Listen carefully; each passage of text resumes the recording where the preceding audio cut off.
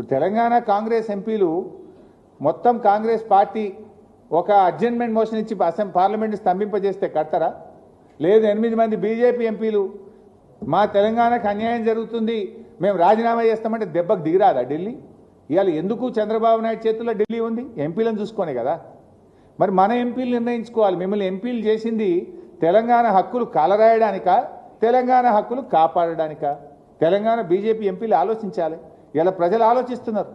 మనం 8 కాంగ్రెస్ని గెలిపిస్తేమి, 8 బీజేపీని గెలిస్తేమి, ఈ 16 మంది మౌనం వహించబట్టే చంద్రబాబు నాయుడు ఇవాళ ఈ ప్రాజెక్టు అన్యాయంగా కడుతుందనే విషయం ఇవాళ తెలంగాణ సమాజానికి అర్థమవుతా ఉంది. సో సిడబ్ల్యూసీని ఒప్పిస్తానే ధైర్యం ఎక్కడిది మీకు?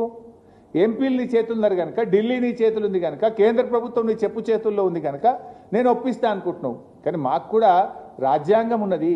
ఈ దేశానికి ఒక రాజ్యాంగం ఉన్నది. ఈ దేశంలో ఒక సుప్రీంకోర్టు ఉన్నది. హక్కులను కాపాడడానికి సర్వోన్నత న్యాయస్థానం మీద మాకు నమ్మకం ఉన్నది. అవసరమైతే సర్వోన్నత న్యాయస్థానానికి వెళ్తాం. మా రాష్ట్ర హక్కులను మేము కాపాడుతాం.